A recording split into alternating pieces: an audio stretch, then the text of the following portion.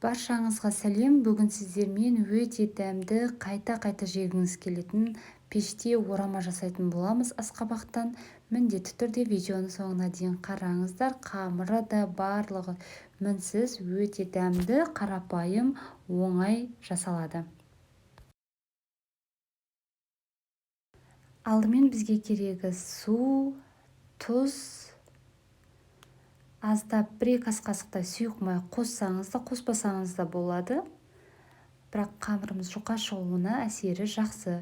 Қажетінше ұн салып, орташа қамыр илейміз. Қатты да емес, жұмсақ та болып қалмасын. Орташа қамыр илеп, тындыруға 40 минут шамасында қалдырамыз. Ал енді салмасын дайындаймыз. Ол үшін бізге асқабақ үкіштен өткізіп алсаңыз да болады, немесе осылай майдалап тураймыз. Пиязымызды да майдалап турап аламыз.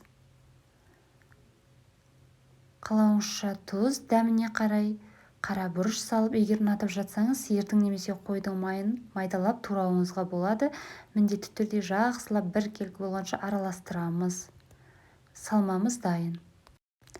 Қамырымызды жұқа етіп жайып аламыз. Ішіне сұйық май бір тегіс етіп жағып шығамыз сұйық майымызды.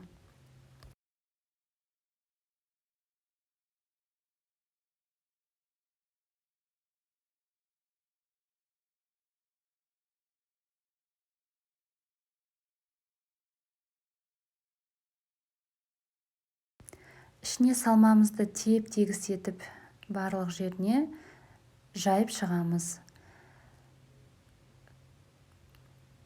Орама сияқты етіп орап аламыз. Дәл осы қамырды бір үлкен емес, 2 кіші етіп жасауыңызға да болады. Үлкен болып кетеді десеңіз, дәл осылай орап, пешіміздің табасына май жағып, қойып шығамыз. Менде кішкене үлкендеу болғандықтан кесіп 2 табада жасадым.